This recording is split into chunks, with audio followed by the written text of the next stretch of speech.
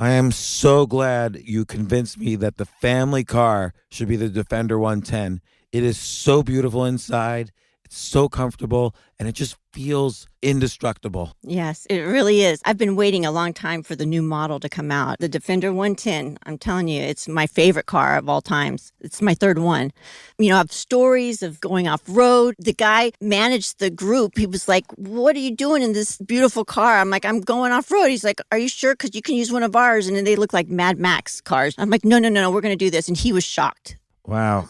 Well, it's great because the Defender has been reimagined for 21st century adventure, and its unparalleled off-road ability as well as its robust interior are invaluable whether you're headed towards uncharted territory or just a weekend of exploration. The Defender 110 tackles challenging surroundings with absolute confidence. The SUV conveys strength outside and in, featuring peerless technology like an intuitive driver display and an award-winning infotainment system. That's my favorite part, to keep you connected no matter where the journey takes you. Adventure is unique to everyone, and so is the Defender. Choose from the two-door Defender 90, the four-door Defender 110, or the larger Defender 130 with the ability to seat up to 8 passengers. You'll find uncompromising performance in all three. So pack up and go even further with the Defender 110. Learn more at LandRoverUSA.com/Defender. Sometimes it takes a different approach to help you unlock your true potential. Capella University's game-changing FlexPath format helps you learn at your own pace and fit earning a degree into your life. From before you enroll to after you graduate, you'll be supported by people who are invested in your success so you can pursue your goals knowing that help is available if you need it. Imagine your future differently at capella.edu.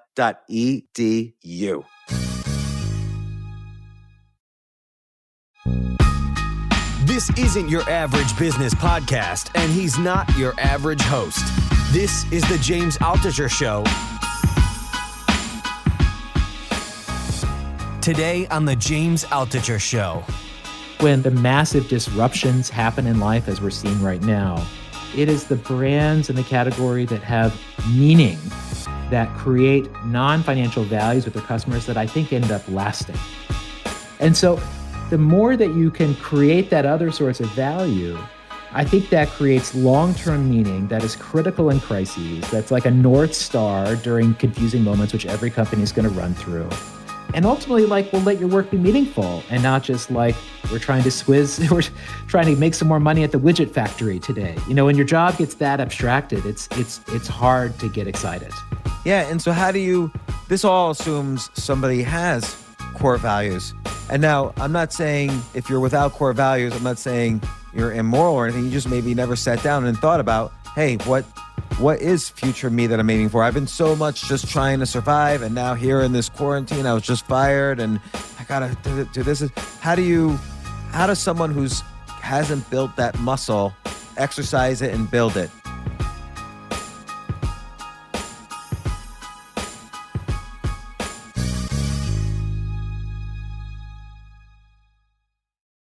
So happy to welcome to the podcast Yancey Strickler, who, if you don't know who he is the founder and former CEO of Kickstarter, which I'll let him describe more accurately, but it's basically if you have a project, like an artistic project, a creative project, millions of kinds of projects, you can get your initial funding or money to support this project on Kickstarter. And I also view Kickstarter as not only a great place to raise money for an idea that you have, but it's a great way to see if an idea is good. Is there an audience for an idea that you have? So sometimes the goal of starting a Kickstarter project should not be to raise money, but to see, hey, can I get thousands of people to pre-acquire my project, whether it's an art project or furniture you're making or a concert you want to give, like whatever. And also, I just want to add, and we're going to be talking about this quite extensively, Yancey is also the author of a great new book, This Could Be Our Future.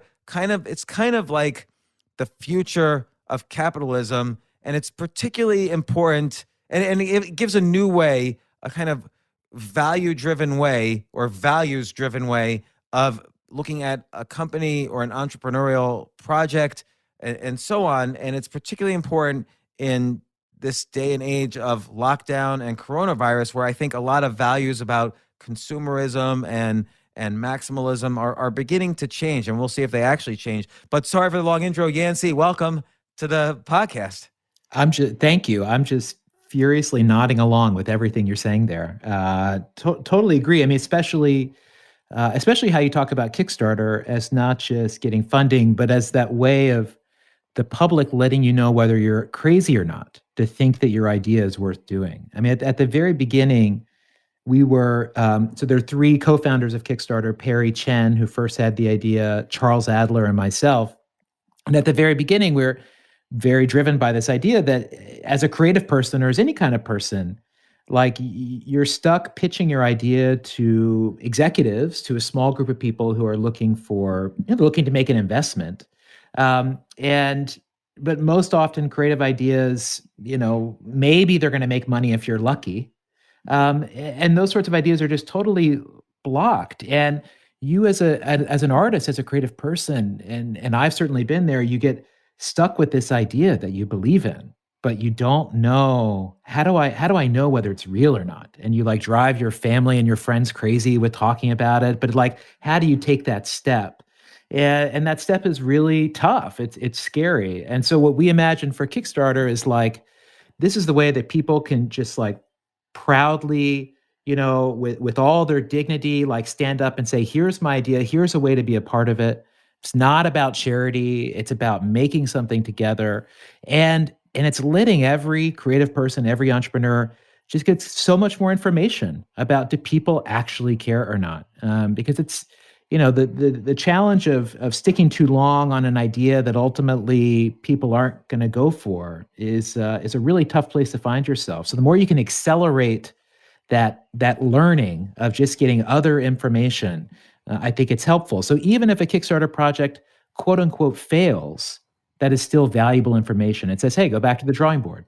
Yeah, I agree with you. I view, first off, a lot of people think in terms of, if I have an idea, it should be a tech company and I should get venture capital funding for it. Those are kind of like, we've sort of limited ourselves, society-wide, that the only good ideas are these ideas that could be like Uber and make $100 billion. And then you need venture capitalists, which is a specific type of person who will validate your idea. They want to make $100 billion too. So I always think in terms of experiments, and the way you were just describing it as the end, creating a Kickstarter project is like doing an experiment. Here's an idea I have for a toilet, and it's very unique and very innovative. It's a toilet that senses your body temperature and tells you if you have coronavirus or whatever. And will other people? And I always say people have smoking crack bias. So at first, when you have an idea, you're constantly smoking crack and you think it's the best. But Kickstarter is a good way to say, hey, everybody, here's an implementation of my idea. I made one. Should I make a bunch more? And then the crowd, and this is where crowdfunding started with Kickstarter, the crowd will tell you through their money, and they give money at different tiers, and there's different awards for each tier. The crowd will tell you if it's a good idea or not. And it's a great experiment. Like you said, if it fails, well, that's incredibly valuable, because then you know not to make your smart toilet at scale, and you can move on to the next project. Yeah. I mean, what's interesting is that, Kickstarter, as we're speaking today is Kickstarter's 11th birthday. So in 2009, Kickstarter launched. And, at the time there had been crowdfunding experiments before, but nothing had really worked. Nothing had broken through. And Kickstarter did. And early on, it definitely had that experimental phase of just like really cool people doing it. And let me just see how this works, and trying stuff out. And as the site gained in popularity and became, one of the most famous websites on the internet, and once there were projects making millions of dollars, became like the people's lottery ticket, like this thing where anybody could get $1 million overnight for an idea. I mean, like nothing like that had existed before. And so this like experimental place shifted into this place with higher stakes for a while, where, bigger name people were using it. And just there was a more professionalization of the platform that is really an interesting challenge for any kind of platform, because maybe you're getting quote unquote better projects, and like the everything is growing, but yet it's raising the bar in such a way that maybe the experimentation that you imagined as being the what the site would be all about becomes harder, because there's like this social pressure and people don't want to fail, and it means something to do a Kickstarter. And so just watching even how um, those energies change as a community changes, and especially we saw this with like the Apple App Store, where you have like Flappy Bird breaks out, and it's like, wow, anyone can make a game. Look at how like amateur games can break through, and then that was kind of like the last moment that ever happened. Right. Then it just got so professionalized. It's like, no, there will never be something like Flappy Bird again. And so it's just funny how these marketplaces and platforms evolve with sort of this race to the top of, just more and more professional practices becoming normalized. And do you mind if I ask you a couple questions about Kickstarter? Because No, I please. do, and a lot of it is related to your book, because you mentioned there were other attempts at crowdfunding. They didn't quite work out. And I think a lot of the success of Kickstarter is due to your kind of core philosophy about business, which you express in this book. But like, what do you think caused Kickstarter to not only succeed but become one of the most popular websites out there? I mean, Kickstarter is almost synonymous with crowdfunding right now. Yeah, well, I mean, I think I think that we provided a door where a door was needed and no one realized it. I think we were, the notion of creative people need a direct way to speak to their audiences, and that they can be trusted to facilitate their own exchanges. I think was like a big, just so much. Just there's a power in the platform. But in terms of what made Kickstarter itself stand out, I think it was the discrete focus on creative projects. So we saw when Perry first had the idea. And no investing. There's no investing. And there's no investing, right? Like all the awards are not allowed to be equity. Correct. Yeah, there's no financial upside. So we don't want anyone to put on their business hat when they're looking at a project. We just want them to react and say, this is cool, or that creator seems nice, or, they seem like they're working really hard, whatever those other qualities might be. But so Kickstarter's focused just on creative projects. And from the beginning, we saw that like, you could buy Jenny a prom dress, you could pay for someone's medical bills, like saw the GoFundMe universe would happen. But said from the beginning, we don't want charitable projects on the site. We want, for creative people to be able to ask for money, they need a place that brings dignity. They need a place that's not about guilt. They need a place that's about like positively constructing the future. And so we limited it all to projects that were, making something, producing something. We had an internal rule of no bummers. We didn't want any projects that felt depressing. Again, because to us, like, fundraising in 2008 to me was like Jerry Lewis telethons and school bake drives and guilt. Sally Struthers commercials. Fundraising was guilt or investment, right? And so we're trying to create this space of like it's none of those things. It's actually like it's this positive way to spend money. It's a truly beneficial way to move money around. And so I think that discrete focus and also just the fact that the three of us who started the company, we ourselves are creative people. Perry's an artist. I'm a writer. Charles is a graphic designer. We're not business people. We're not even technologists. We were like kind of the worst people to start a website, but the perfect people to start Kickstarter, because it meant from the beginning, we said, we're not trying to make this to sell out. We don't want to go public. Like the most meaningful success would be if Kickstarter can be like the Green Bay Packers of the internet, where it's like this kind of public trust that does what it's supposed to do, that like fulfills its purpose, that is purely beneficial, that always tries to live up to this higher standard. And that, as we just imagined, like having no idea whether anyone would care about our idea, we were just very clear. We always saw eye to eye that like that's what it meant to succeed. And so I think all that like binds the company with the creative community that it serves. So I think those are all like positive feedback loops. Was there any one moment where it was like, oh yeah, now everybody's heard about us, so this is going to really take off? Like, for instance, Amanda Palmer raising, I think she was the first one on the platform to raise over $1 million. And I spoke with her about it actually shortly after she raised the money, but I forgot what she was raising money. For an album, of course.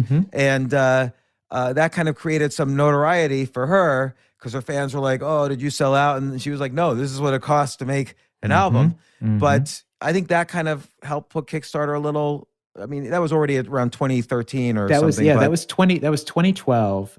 We launched in 2009, and then the start of 2012, the first project raised $1 million, crossed the $1 million threshold, and two did it in the same day. And one was from Double Fine Adventure, Tim Schafer, the video game maker. And this is like the David Lynch of video games, like the cult classic guy who can never get a break. Here, his first game in like 10 years, and it raises $1 million in 24 hours. And like the whole internet is watching. We are too. Like the whole internet's refreshing Kickstarter, and like the site's taking 30 seconds to load because we hadn't planned for anything like this before. And that was in February 2012, and I remember that day super clearly. And from that moment on, there was just a different kind of trajectory. We became the place where you could get $1 million. I think that there started to be people coming to the site because they were interested in how much money could be gotten. One of the reasons why projects did so well on Kickstarter is we're so thoughtful about governance and really, tried to take care about the kinds of projects that were on the site. But then we came to realize later in that year that the amount of care we put into the platform made people trust it maybe more than they should. And so during the midst of this like runaway period of just like so much money moving through the platform, and we're still 30 employees. Around that time, we set these new rules called Kickstarter is not a store. And they were like very draconian, set all these limits for product related projects to make it so that they couldn't raise as much money so easily. We prohibited photorealistic renderings, which people were so mad about. By the way, I just want to say about that, I thought that was a key decision, because if I had an idea for a smart toilet and I made a photorealistic rendering and a description, that's a little too easy. Like, I could just do Kickstarter project after Kickstarter project, raise $1 million, and then go off. But if I have to actually like find a so what you do is, instead of the photorealistic rendering, I have to actually make one, and this is a real one. So it means I've manufactured it. I figured out all the nuanced issues about how to make this. I really understand the details of the full manufacturing process and how much it costs. Now I've got skin in the game as the content creator, as the creative. And if I just put up like a Photoshop thing, there's not enough skin in the game for even me, the creative person, to take it seriously. So I thought that was a key decision. Yeah, thank you. I mean, it was, we just wanted to set a clear bar. When we made this decision to ban photorealistic renderings, I reached out to a lot of like top design people I knew in advertising and in schools who had helped educate me about like industrial design and the product world as this had been happening. And I told them about this idea to prohibit renderings. And they're like, that's crazy. They're like, that's all any advertising is. And I'm like, well, exactly. I think maybe that's a problem. And I think in this case for Kickstarter, we don't want to be advertising. We want to be the site that's about making the thing, not selling it when it's over. That was always a clear distinction. We want to be about making. So we wanted people to show the working prototype, like show the breadboard. Don't hide that stuff. Like, this is a community that likes that will improve upon it. But it's funny because you get into a lot of whack-a-mole with this, because you have some creators don't want to show those things, and they want to be all sizzled because for whatever reasons they have. And then you get into this back and forth of governance of like asking people to edit their videos. Hey, can you take this out? Hey, you could show more of this? And gets very granular and very intensive. And the company still does all those things, for these projects that are more challenging in terms of governance. But it just shows me how there's not a lot of reward for that grind of moderation work on the internet. You get a lot of people getting mad at you when you try to moderate them. It's very emotionally draining work to do. No one can do that for longer than a year or two without getting really burnt out. Because people they're always going to push back and say, why did you tell me I have to take this down. This is censorship. What are you doing? Yeah, every conversation is emotionally fraught, and you take that home with you. How can you not? And the people that put up the steel wall, like they end up crashing eventually too. And so, but like sites need that to not go to shit. And this is what's so hard is you have to have that human layer to protect the essence, the culture of a place, but yet with a global scale, the internet, everyone wanting in, especially when you're like a hot property, it becomes really exhausting. So part of what I think about in those years after the $1 million projects, us instituting the new rules is just like 3+ years of just a lot of minute back and forths with creators who are, I'm sure, many very well meaning, but just getting into the weeds of like really hard stuff. So I mean, there's also some great projects that Kickstarter funded. I myself am a big player of Cards Against Humanity with my kids. And how much did that raise when it was a Kickstarter project? That's a great card game. Just 10 grand. Yeah. Card. That was Max Temkin. That was in like 2010. I think that was maybe 700 people, 10 grand. I mean, Exploding Kitten started, Oculus started, there's many Academy Award winners. What's the weirdest project that surprisingly raised money? The one I think about is a father and daughter in Atlanta did a project to conduct a squirrel census of their local park. And they raised like 7 grand to do a squirrel census. And I have a poster of like the 87 squirrels of whatever Peachtree Park in Atlanta. That was just bizarre. But yeah, and they did raise the money? They did. No, it was successful. It was successful. That was I think that's part of what was so surprising about it. And,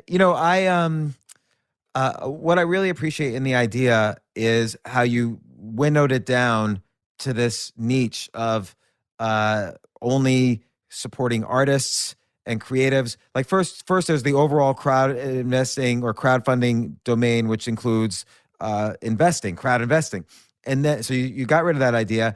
Then you got rid of the kind of GoFundMe charity type idea, because GoFundMe is fine for that. And you don't want to be too many things to too many people.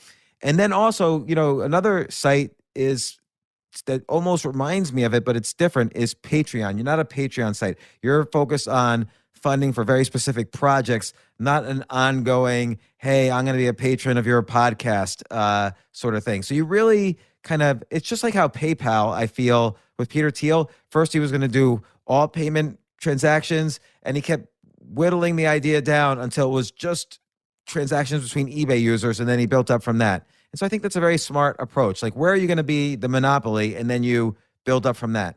Yeah, and what do you understand? I mean, I think part of it for us is that like when we would talk to potential investors, and this is between 2005 and 2009, trying to get started, the type of person that we were working with, there was a name for it at the time. It was called a starving artist. And literally in these meetings, potential investors would say, well, aren't they starving for a reason? Huh. Like, why? What's the business here? Like my kid like wasted my money at art school. Like, they're a starving artist. Why does he want to support them? So like there was the notion of like creative people that exist outside of this narrow mainstream definition were just seen as worthless, truly worthless, because individually, none of them are going to produce, that much money for somebody. And again, that is the only value that's being perceived here. And instead, when you aggregate them, when you create communities of them, there's just this great flourishing. So now it's almost $5 billion that's changed hands on Kickstarter, close to 200,000 creative projects funded. None of it like economically rational, none of it like makes sense according to a lot of textbooks about what it means to change money. But yet it is such an open platform that just permits ideas to happen for whatever values and motivations someone has. And that's the secret of it. It just says like money is just a fuel, and whatever causes you to share that money is correct. And like, now go forth and do things, Yeah, and it's interesting that people do want to support projects they love. There is community around creativity, not just around like, message boards for stocks on Yahoo Finance or whatever.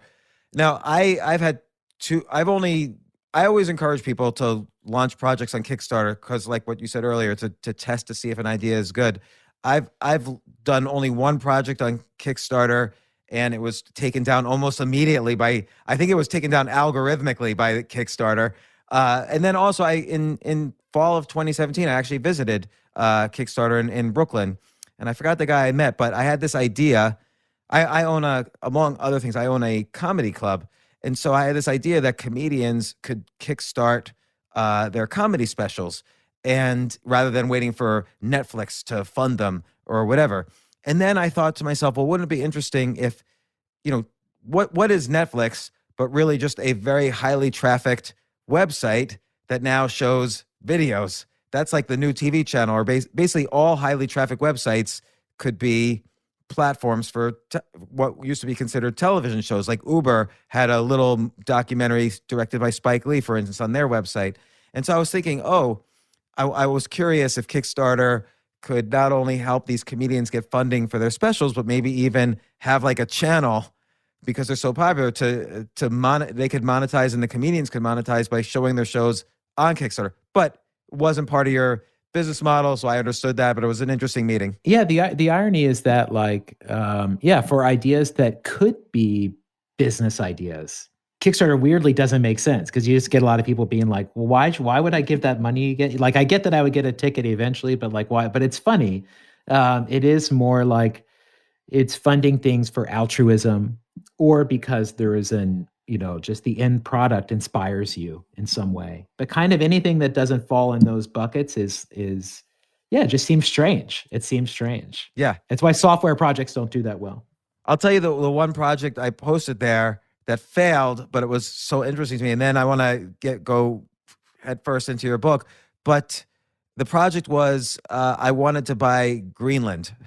And, remember Sure. Trump tweeted, I want to buy Greenland. And then Denmark, the prime minister of Denmark tweeted, well, it's not for sale. And I'm thinking to myself, why are these world leaders tweeting about buying like this huge, massive land? And so I did some research and came up with some reasons. And I figured, well, you know what? I don't want any world leader to buy it. I want to buy it and kind of take care of it for the world. And so I posted that I wanted to raise $100 million on Kickstarter. And I gave all the reasons why. And I gave awards like, if you give $10, I'll make you a citizen. $100, I'll make you an earl. $1,000, I'll give you 100 acres of land. $10,000, you have your own national holiday. But anyway, Kickstarter, I hit post, and Kickstarter immediately took it down. Probably because I was asking for too much. Possibly. There are checks for these sorts of things. Yes, but it was interesting because it was a new way for me of posting an article in that format. It was like a weird format to post an article, and it got me experience doing a crowdfunding project, a tiny bit of experience. We had a period where we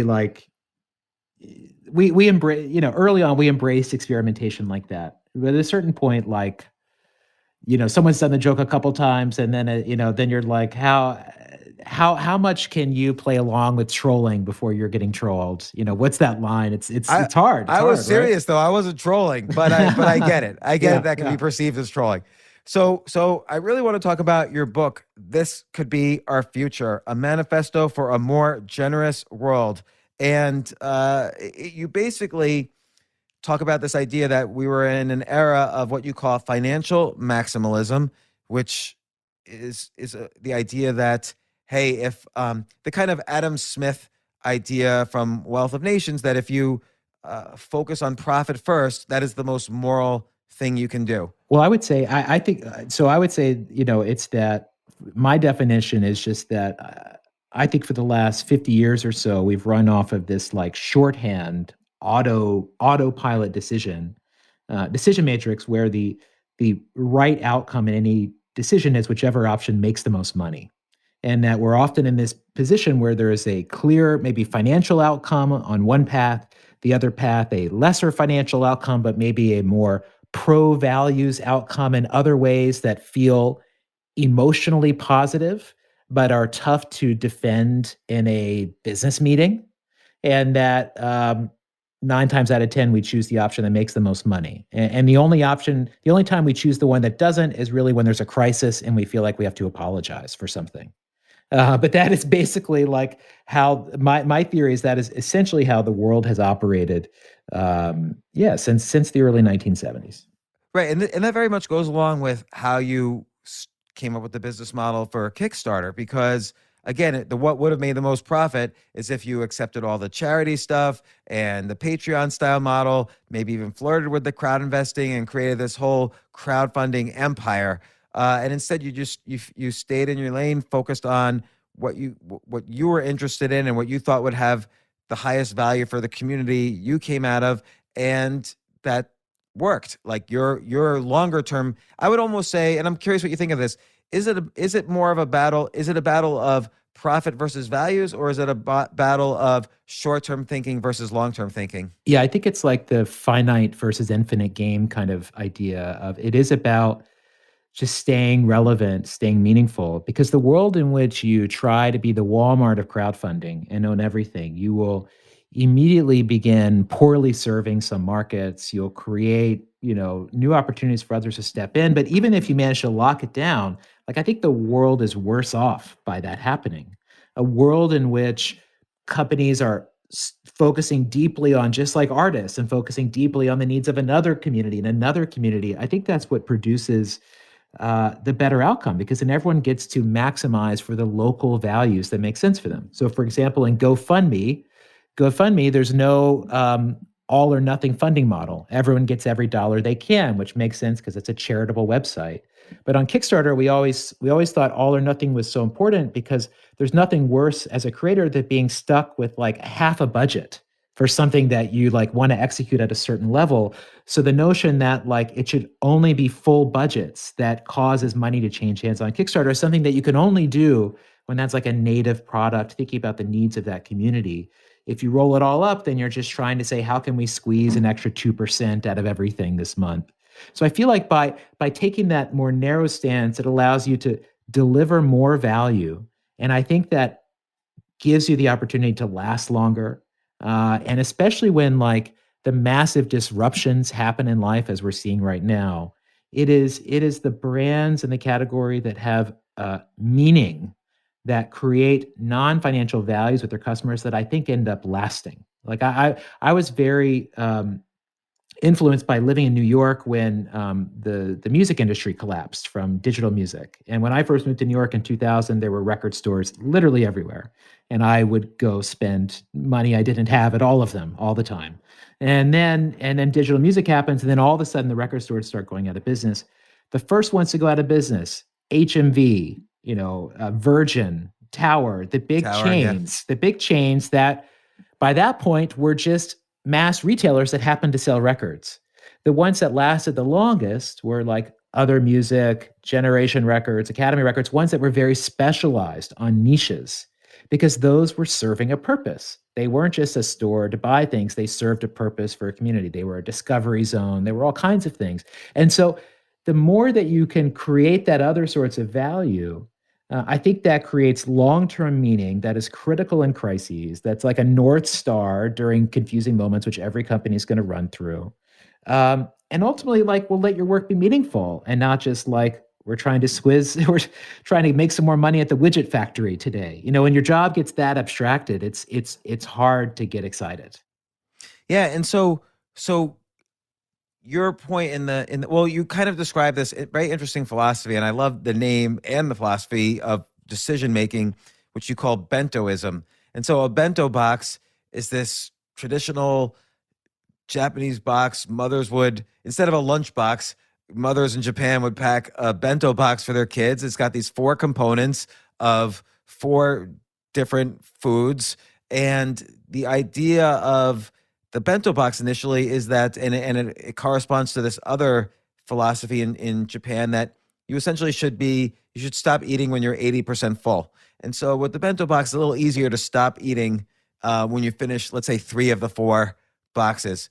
And you use it as a decision-making matrix, which if you're kind of focusing on the right things in each box, and we'll discuss what those things are, if 3 of the 4 boxes suggest a decision, then that's the decision you should make. And I'm skipping over what you're putting in the box, but I'll let you describe, because it's a very interesting way of making a decision, rather than making a decision based purely on profit, also on how you feel at the core, how you see your future, how you see your relationships with others, and making a decision around that.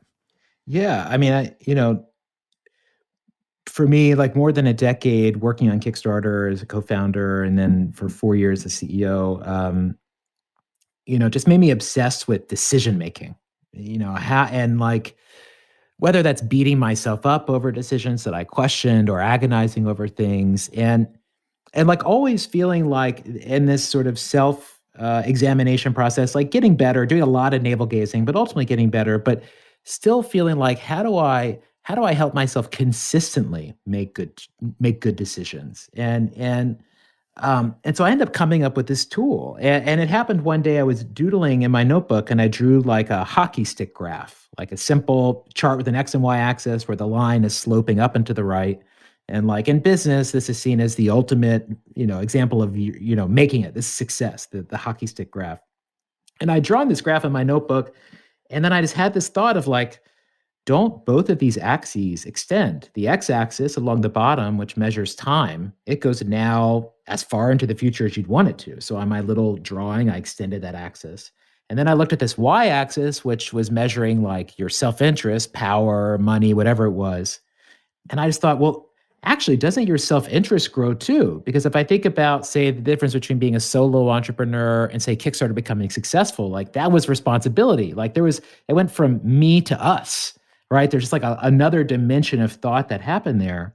So I extended that line too. And suddenly that little hockey stick graph was a 2x2, where there are these 4 distinct boxes of self-interest. There was now me in the bottom left corner where the hockey stick graph is. That's what I want and need right now. This is how we see the world today. And the bottom right corner, there's future me, right? Future me, thinking about the older, wiser version of myself that either becomes true or doesn't become true based on the decisions I make every single day. So can I ask a question? So now me, an example might be, I'm broke and I need money to feed my family. I'm going to make it, if I'm just thinking in that box, I'll make the decision that feeds my family. Yeah, well, like our now me, we all have now me needs. Our now me needs are like the bottom 2 rows of Maslow's hierarchy. It's just like, you need to feel safe. You need to feel secure. It's even just like, I need to exercise every day. I need some sunshine. Whatever it is for you to feel like yourself. That's your now me. And everyone has that every day. And like most of our to-do lists and errands are now me needs. But the trick is though, is that that's just one dimension of ourselves. There's also this future me, which is like, what are we working towards? What is our purpose? What is like the Obi-Wan Kenobi version of ourselves whispering to us to say, here's what matters. Like there's this obituary version of ourselves that we want to have happen, that we have to live up to, we have to manifest. And then in the top left of this 2x2, there's now us. So now us is thinking about your friends, your family, your coworkers, whoever you have an emotional relationship with, whoever you feel accountable to, and incorporating their needs. And then the top right, there is future us. Future us are those same people in your now us, just 30 years from now. It's your kids and their families, your grandkids, a world different than the one that is today. And so the inside so I drew this graph and thought, wow, every choice I make leaves a footprint in each of these spaces. It affects now me, it affects future me, it affects now us, it affects future us.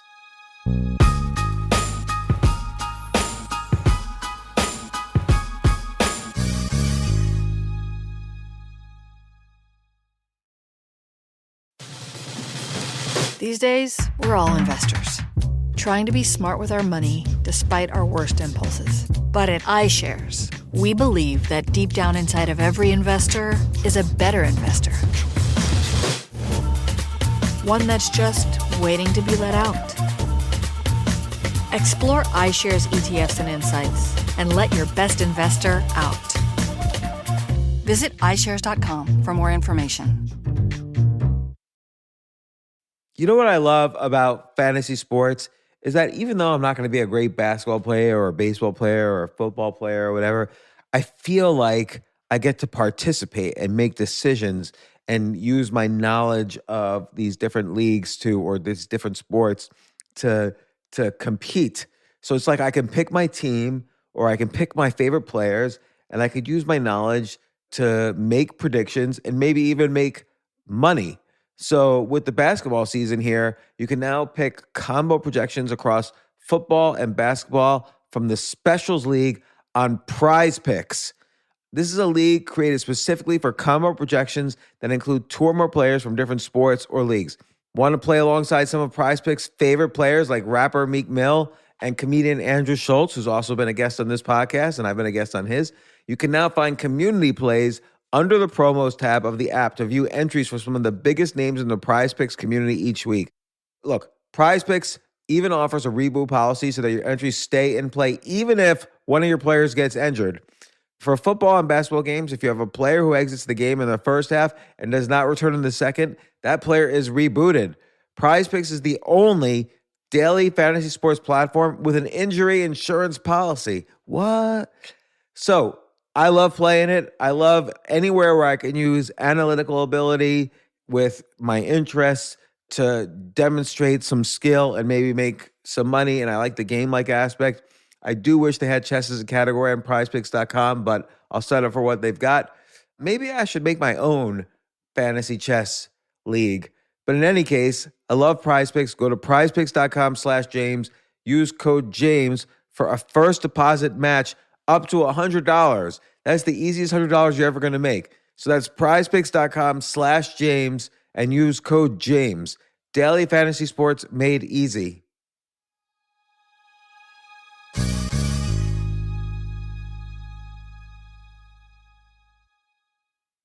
The future of learning is definitely online. Like, it's such BS that you have to spend $200,000 or take $200,000 in loans and go to some fancy school when it's useless. It doesn't guarantee you a job. Most employers, including me, do not care about degrees or grades or anything like that. We want to care that you love what you're doing, that you know what you're doing, in some cases that you have experience or that you're willing to learn.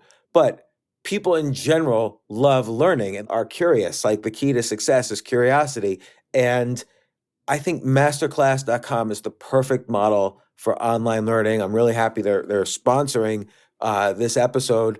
If you're going to give a gift, give the gift of learning. Masterclass makes a meaningful gift this season for you and anyone on your list, because both of you can learn from the best to become your best, from leadership to effective communication to cooking. Let me tell you some of the classes I've taken. I've taken comedy from Steve Martin. I mean, can you believe I can take a class from Steve Martin on comedy, or Judd Apatow, my favorite comedy director? I could take an actual class from him on writing. Wolfgang Puck on cooking. Dan Brown on writing, or Judy Bloom, who's been on this podcast, on writing. By the way, Wolfgang Puck also has been on this podcast. It's such a pleasure. I try to take classes all the time from masterclass.com. And whether you're watching Masterclass on TV or listening in audio mode in the app or on their site, the quality speaks for itself. It's like these Masterclass instructors are your own personal mentors that are going to help you reach the next level. How much would it cost to take one-on-one classes on comedy from Steve Martin or on chess from Gary Kasparov? You just wouldn't be able to do it. But it would cost hundreds of thousands of dollars. With a Masterclass annual membership, it's $10 a month. Memberships start at $120 a year for unlimited access to one-on-one classes with all 180 plus Masterclass instructors. So it's not just $120 for one instructor. You get all 180 plus Masterclass instructors. Boost your confidence and find practical takeaways you can apply to your life and at work. And if you own a business or are a team leader, use Masterclass to empower and create future-ready employees and leaders. That's the real education in today's world.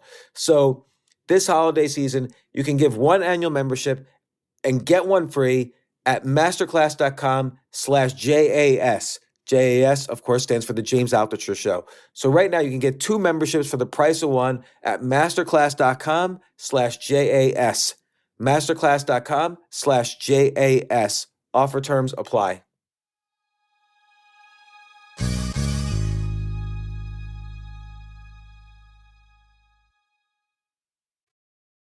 What's the difference between future us and future me? I was trying to keep track of the distinctions. For future me is purely, to me, that is literally the ultimate version of me. Like the version of me that is like a 10 out of 10 on every decision. Like that person that like is wise, that person that's generous, that person that's loving, that is like a personal bullseye that I'm working towards. And using the bento as let me identify, like write down what those values are for me.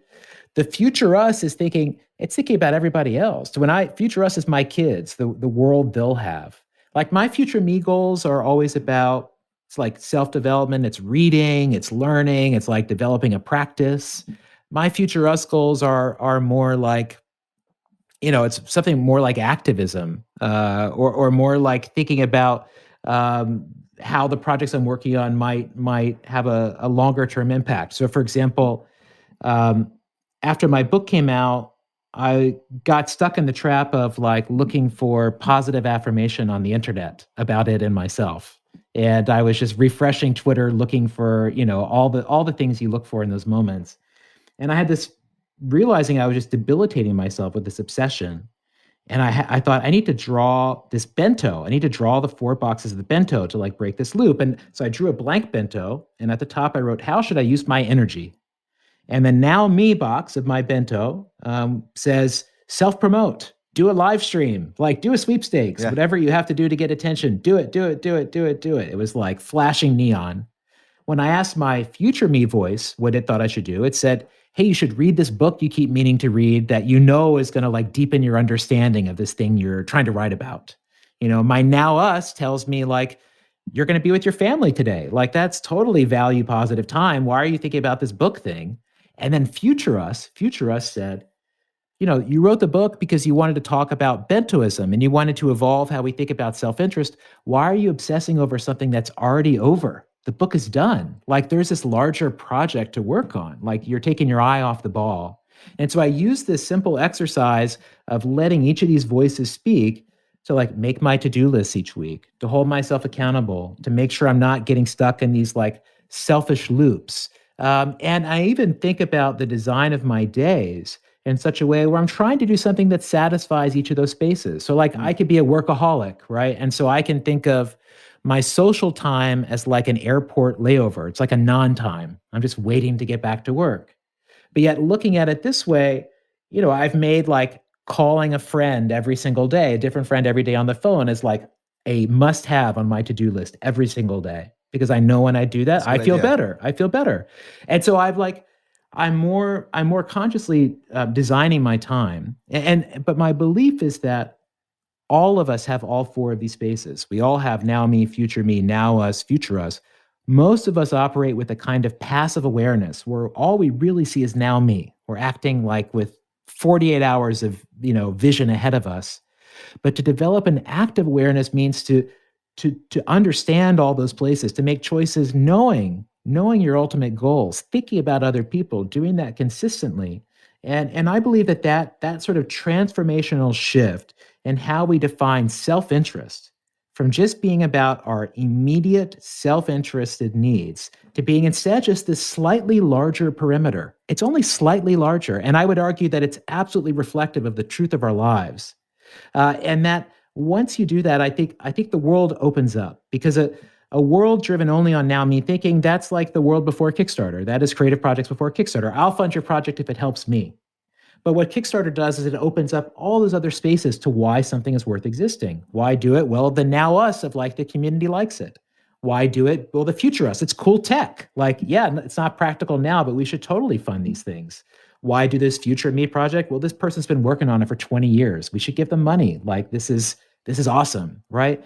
And so it just opens up the valid and rational reasons for action. And it opens up new dimensions of metrics.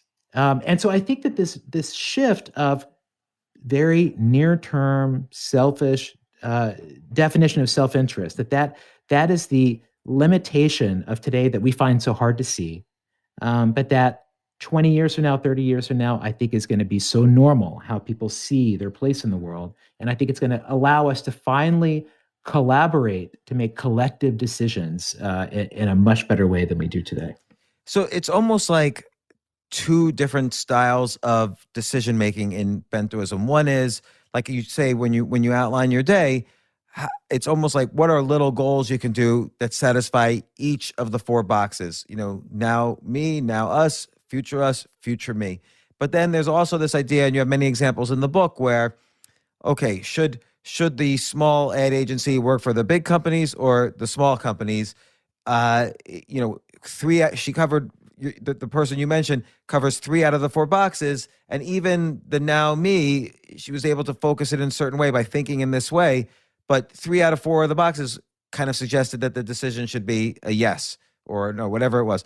And so it's like 2 types of decision making. One is, how can I satisfy everything throughout the day, even if it's one at a time, or throughout a year, or throughout a life?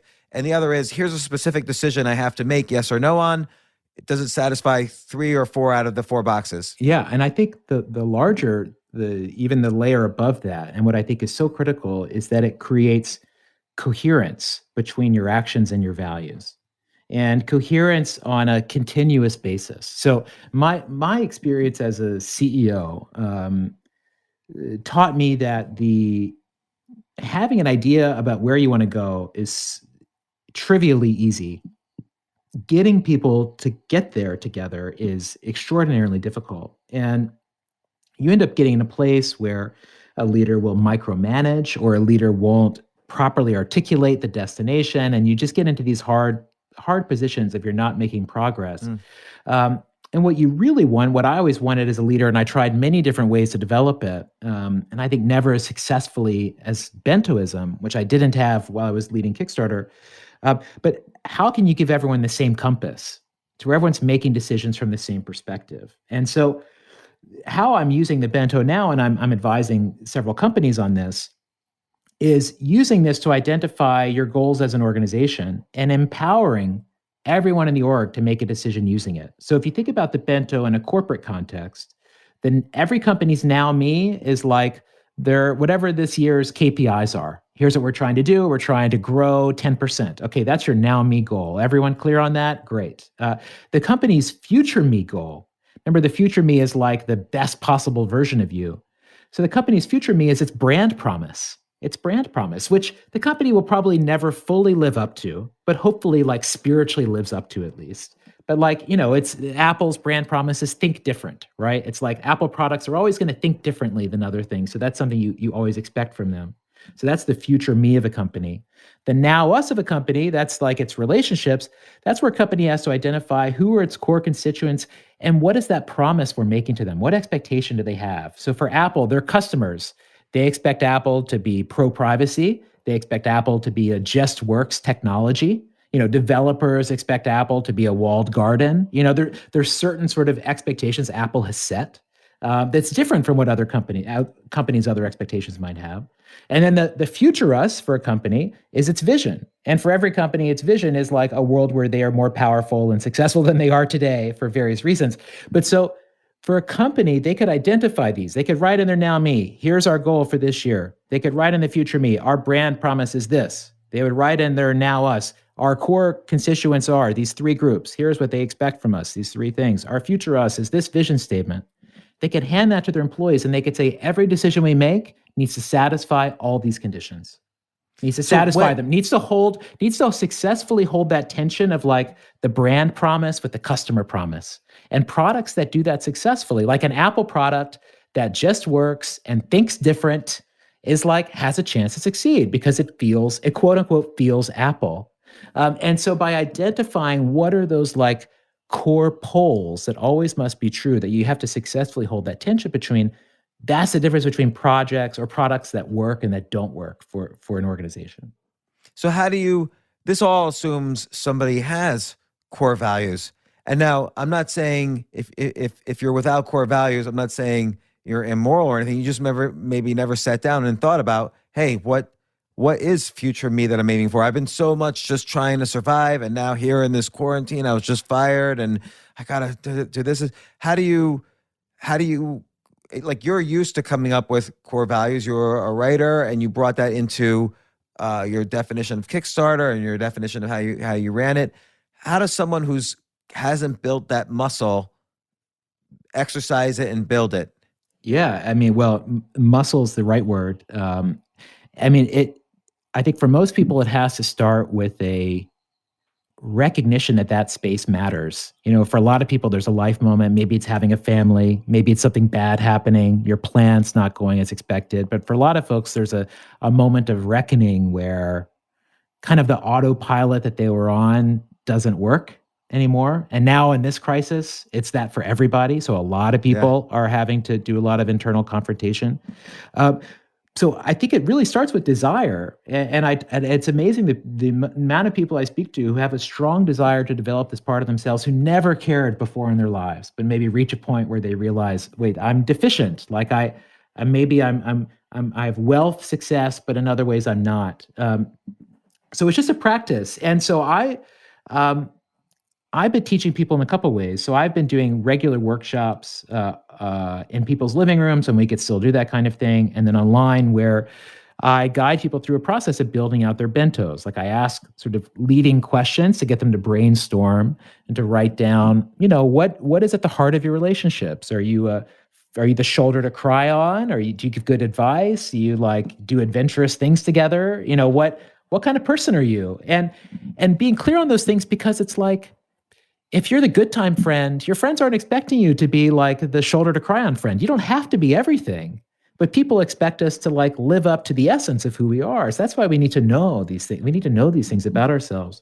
But I just guide people through a discovery process. They get paired with a stranger. You have to mirror and share with one another, which is really amazing. And then I've also started a weekly practice that I do on Sundays that's just 20 minutes. It's something I was already doing, where I describe that journaling exercise where I write into a blank bento, what do I want to do this week?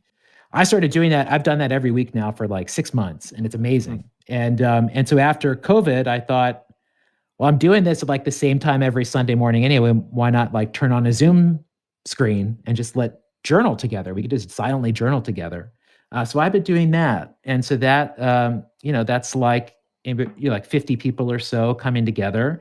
And That's great. And I lead us through a simple exercise, but the whole idea is just let's just get comfortable with these different places. To think about your now us, I say, think about everybody that's important to you in your life, cram them all in that sectional, get your pets in there too. Now take a Polaroid and now let's spend a minute with our eyes closed, looking at each of those faces and just feel the warmth of them, just experience them. And it's especially important to do that now when it's so much harder to do that. But just try to let people be in touch with these things, because we all have these spaces. This is real stuff. It's just stuff that we have struggled to articulate, that has just felt less real.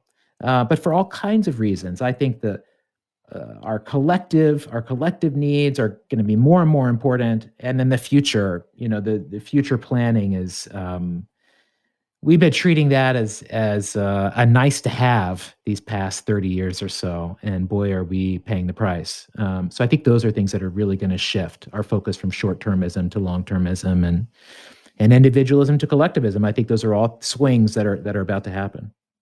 And just so I further understand everything, so I'm going to try this exercise also of Let's do it. Setting my goals for the week using the bento box. When or using bentoism. When does the future me differ from future us? So I can imagine maybe if future me is very hermit-like and just wants to be outside with my loved ones and that's it, but maybe future us, I want to see the world I live in better. Maybe there's kind of differing decisions that could happen there. I mean, I'm looking, so I just turned to the one, I have my notebook in front of me, so I looked at my bento from a couple days ago. So my future me is read this book, How to Measure Anything, that a friend of mine suggested I read. About to do a trip, be in the right headspace for this trip I have to do. But my future us is set a good example for my child by being present, by being a good teacher to him. Keep flattening the curve, keep in mind these larger things I'm supposed to be contributing to. It's really just a line between, to me, the future me is still quite selfish. It's just sort of they're just longer term projects. Now my now me is just it's my to-do list.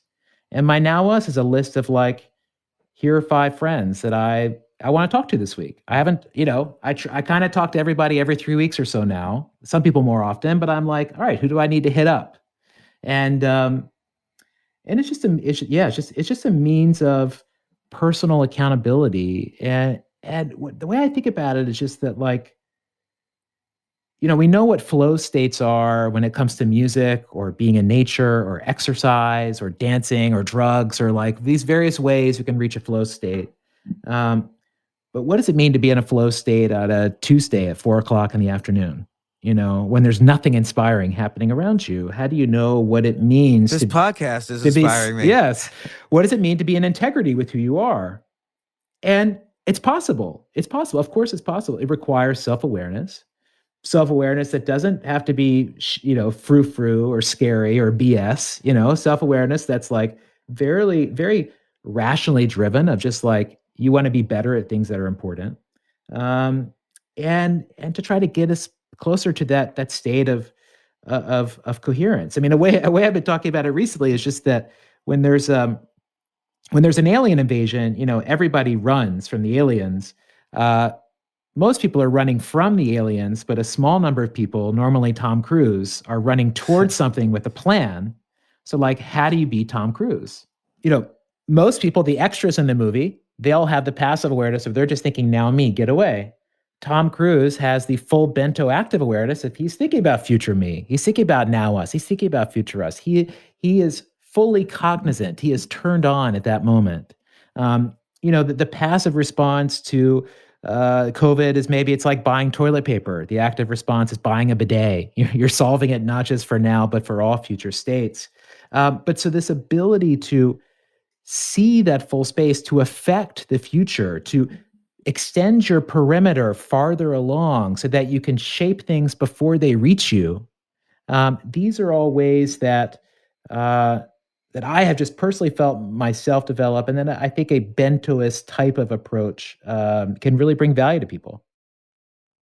And so I want to ask you about one of the examples in the book, because it feels like in the book there might be a disconnect between the profit motive, which is this financial maximalism, and taking a more values-oriented, collectivist, bentoist approach. And you give a great example of Adele. So Adele has these concerts, and when she puts tickets up for sale, people who are in the scalping business buy all the tickets in the first 3 seconds and then scalp the tickets on, either outside the venue or online or whatever. And so her true fans don't get to see her unless they pay an enormous amount of money from the scalpers. And so she figured out a way to identify who her, biggest fans were, so she could reward them by making sure they did get tickets at the normal price and they weren't essentially cheated by the scalpers. And your point is that she's thinking about, her future me, which is her personal brand, say, and how she wants her fans to think of her in the future. And she's thinking about her now us, which is the fans, and how she can do something that benefits them. And then future us, which is just that here's how music, this scalping is unfair for the music industry in general. And then perhaps the music industry would have more loyal followings and would grow better if, this approach was taken by everyone. And as opposed to just the pure profit motive of maximizing the amount of dollars created by her concert, and then the fans being the people who spend the most money on her. And my feeling was when I read that was that she did a great thing, and that's kind of shows, again, it was a great example to show the success of your approach, this bentoist approach.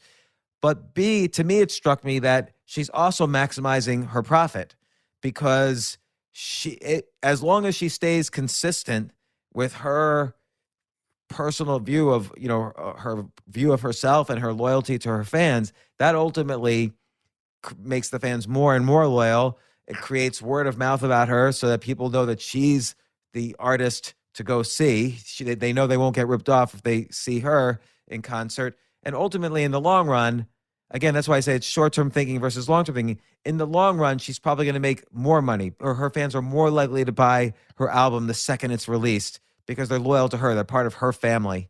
I think that's very well could be true. Yeah. I mean, I think that, I'm definitely not arguing that people should be selfless.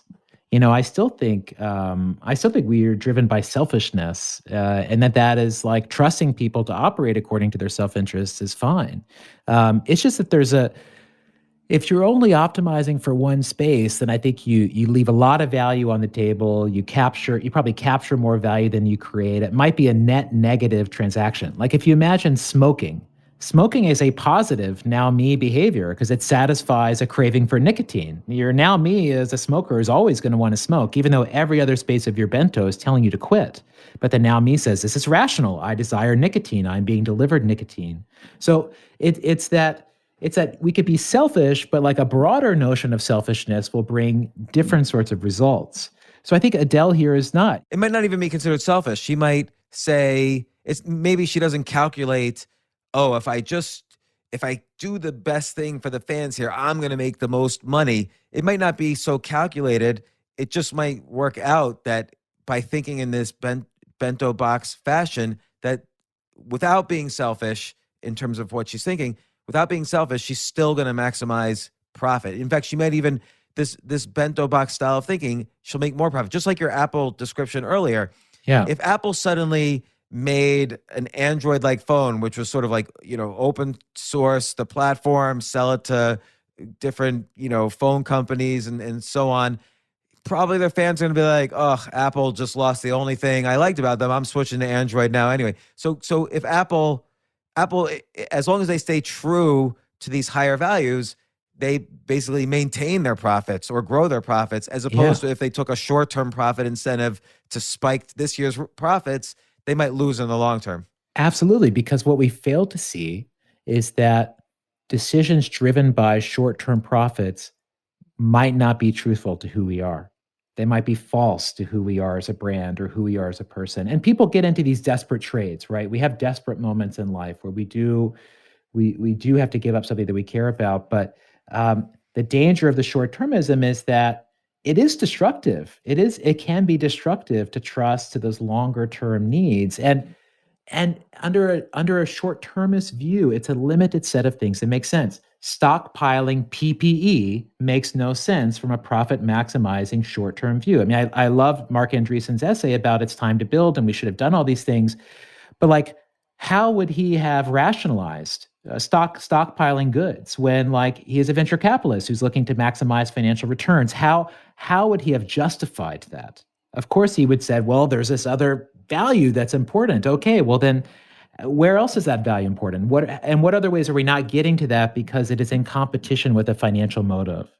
And my belief is that it's this very limited definition of self-interest that only considers now me that produces that saves us from having these harder conversations and that allows us to believe that we can earn ourselves through any crisis.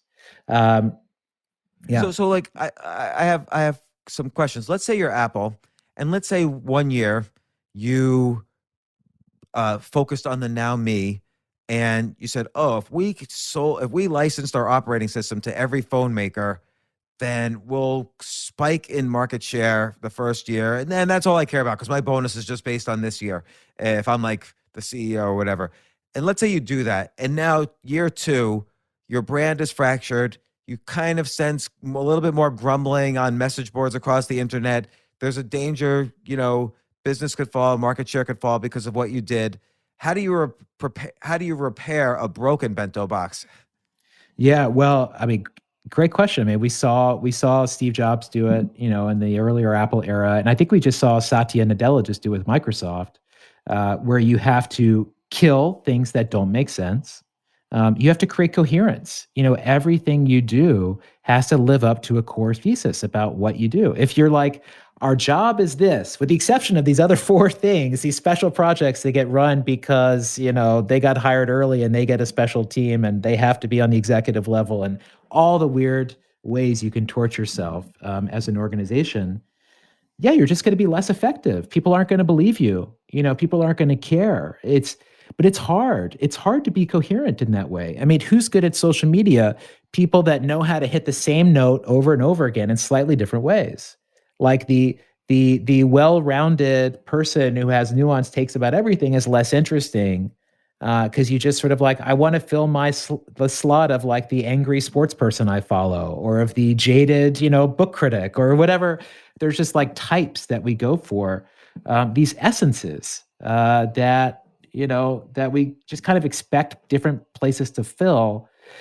And this is where the notion of like pluralism is so exciting, because we compete with one another. There's this great quote I have in the afterword from Blaise Pascal, the French like mathematician, about how the intelligent compete against the strong, and the beautiful compete against the witty, and everyone's trying to like win in this overall game, rather than recognizing that they're all part of separate games, and that they actually have nothing to fear from one another, and that the world benefits from all of their existence, and that they're all fulfilling individual values and goals that are important and critical on their own. And that if they could merely just be happy with the critical value they provide, like the world would be fine. But yet we foolishly, like the strong wants to lead in the kingdom of the wise, when in reality, there are sort of like rightful values and ways of thinking that govern our choices. This is like the operating system of society, of culture. That's like the thousands of years of our evolution. So I think it's trying to honor those things. It's honoring the truth of them. And I think that in particular, technological measurement, as in the case with Adele, where Adele has an algorithm to help her identify a quote loyal fan. I think technological measurement is going to allow us to approximate moral values and different distributions of goods and services than we've really seen in a very long time. And I think things are going to get weird for a while, and that we're on the cusp of this. Yeah, what do you think will happen? Do you think? Well, I think like I saw an interesting example last week where there's a new video game that is available to people that watch a certain number of hours of Twitch streams, right? There's there's extra content. You can't buy it, but it's about like this time given kind of metric instead. I think that the COVID crisis is going to produce extreme wealth scarcity for so many people, and then extreme like wealth abundance for other people. And that weirdly, the midpoint between these two groups is going to be this notion of new values. Because if you're someone that doesn't have money, you will still need goods and services. You will still need a means of exchange. Right now, if you don't have money, like how do you pay for things? You pay for things with your time. You watch pre-roll ads on YouTube, things like that. Someone who has money pays the $10 a month to not get it. But we're going to find new ways for people to pay for things. So I'm imagining this way that like people without money are going to want access to goods and services. People that make those goods and services are going to want a wide enough audience that they're going to extend membership to people who cannot literally afford it. And then people who have money are going to invest themselves and also in the growth of non-financial values, because just growing more money is going to seem boring and not interesting. It's not going to be an interesting challenge anymore. So I think we're going to come to this midpoint of what I would call post-capitalism, which is building growing values on top of financial value. This is not a world where like capitalism goes away, it gets curb stomped. Like capitalism remains dominant, and it just becomes so dominant that other people start building things on top of it. So Adele running concerts in a way that makes her enough money, but also is maximizing for another value on top of that, I think is going to be the new kind of transaction where there's like a financial outcome and a non-financial outcome. And we're going to become very sophisticated about how those things get dialed and coded. Was there ever a point where afterwards you thought, boy, I really messed up in terms of I did the now me, but I didn't think of the other three boxes? Yeah. I mean, So one of the ways I make a living is that I do talks for companies, and sometimes I get asked to do talks by companies that I don't really like, and I've always said no to those things. I have this instinctual sort of revulsion to that, and I even feel kind of like pissed off for even being invited for some reason. But not long after coming up with the bento, I got asked to do one of these. And before saying no, I thought, I should ask my bento what it says. And so I've gone through the process before of identifying my core value in each space. So I'll tell you what those are as I walk you through this decision. So I asked my bento, should I do a talk for a company I don't like? And I asked my now me box. And my now me core value, after doing these exercises I've designed, my now me value is to show people the matrix. When am I at my best? It's when I'm talking about ideas, connecting different puzzle pieces together, helping people see the world in a new way. That's like, I think what makes me most distinctly me. So when I asked my now me voice, should I do a talk for a company I don't like? The now me voice said, yeah, totally do it. Yes.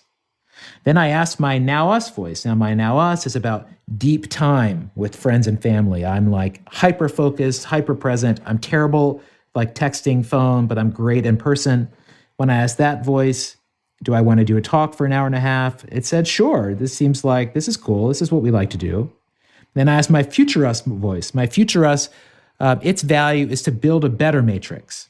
I'm not saying I want to get rid of the matrix. I'm saying, how can we make a world where the defaults sort of are more positive in how they affect us?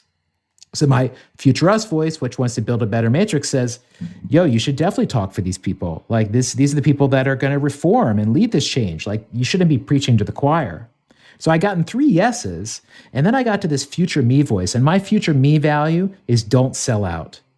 When I first went through this exercise, this notion of always being true to my values, and especially never letting money come before my values, like they rang very true to me. This comes from growing up an evangelical Christian, being into punk rock, growing up poor. A lot of this is like affects, just the way I think about this. And so when that future me voice said, should I do this talk for a company I don't like? It said, no, you're just selling out. And suddenly that voice that had been angry in the past, that had told me no, I saw it. I could see it for what it was. And I realized it was my future me. And then my future me was like a bouncer looking out for my values. This big dude standing outside, and I could go and I could tap him on the shoulder and say, no, it's cool. I got this. But I could only do that because I could see this bigger picture. I had the active awareness to see that actually for these 3 other parts of myself, this totally makes sense. And actually, this is something I should do. So in that case, I made a 180-degree different decision than what I normally would have done. And I felt good about it. I didn't feel weird about it. I thought I am actually making a choice in integrity with who I am, even though it's the opposite of what I thought I would have done this morning. That's really interesting. That's also a great example of when future me doesn't necessarily agree with future us. Yeah, definitely. Because you could change the world talking to the company you don't like, but it still could feel like selling out, and you kind of use the bento approach to moderate between those two disparate feelings. Yeah, my feeling is that, and especially having taught this to over 1,000 people at this point, is we have these internal dialogues all the time. Like there's a post I'll do soon that shows how we can use the bento to illustrate like sacrifice, or to illustrate short-termism, or to illustrate like how we get stuck in different kinds of decisions. So by like being able to distinguish the voices a little bit more and each let them have their say, I think you give yourself more agency to act. We can get trapped by our emotions. We can get trapped by our mental patterns, our loops that we go through. I'm a very self-critical person, right? I can get trapped in those kinds of things. And so for me, I just think like, if I'm going to love myself, if I'm going to care for myself, if I'm going to try to make sure I'm as effective as I want to be, then I need to give myself a tool. I need help. I'm not strong enough to like always think about the future the way I know I should. I'm not good enough at thinking about other people for who I say I want to be. So I need help. I need a tool, just like I need a tool to do anything else.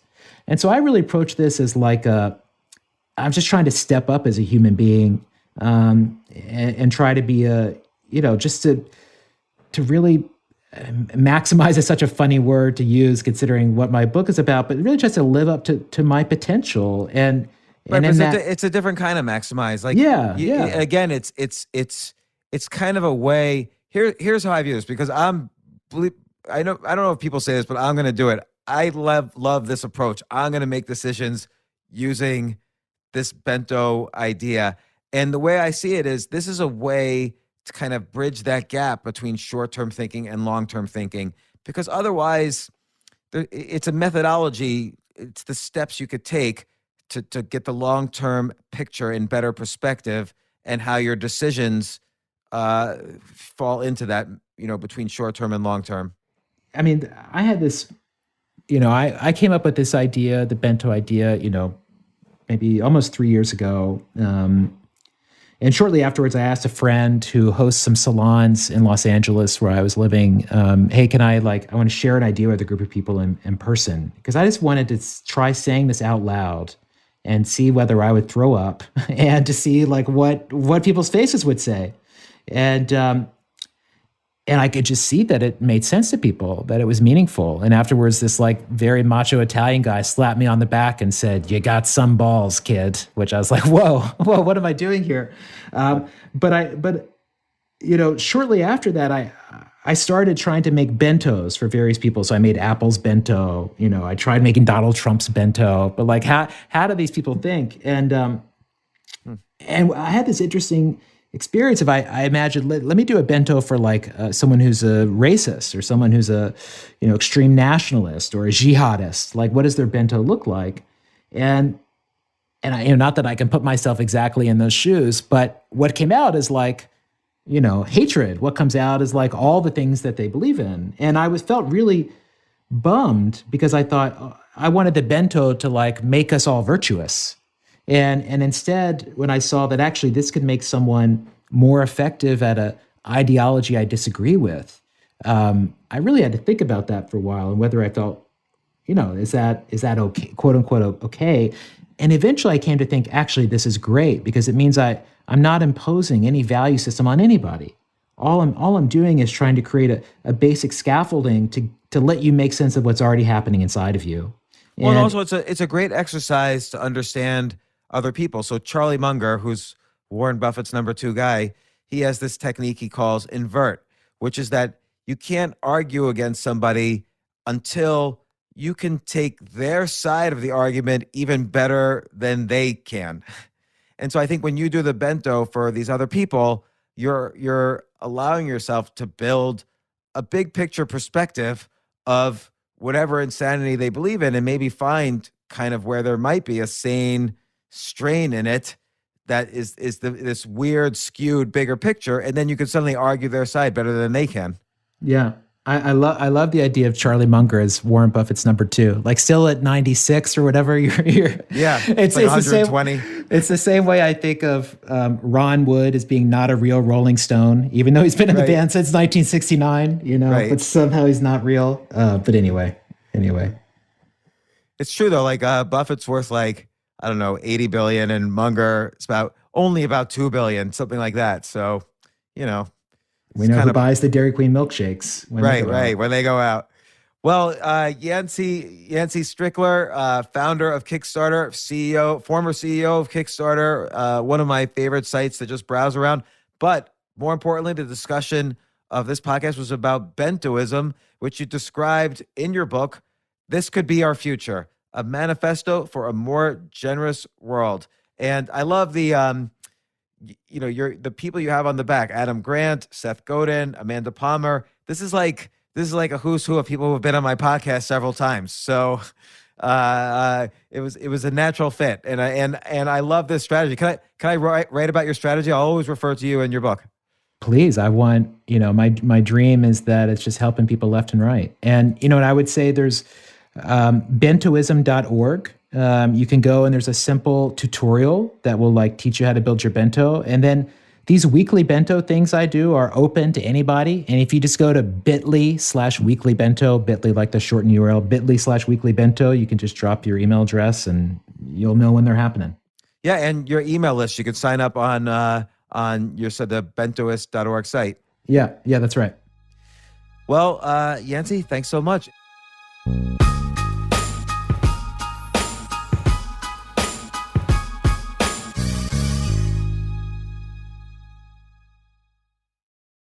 Did you know that franchise owners are more likely to start a successful business than entrepreneurs who go it alone? Neighborly offers 19 premier brands with services that repair, maintain, and enhance homes. With Neighborly, you'll get the business model, marketing resources, and corporate support you need to pursue a rewarding future. Learn more about joining over 5,000 Neighborly franchises by downloading your free guide at go.nbly.com/podcast.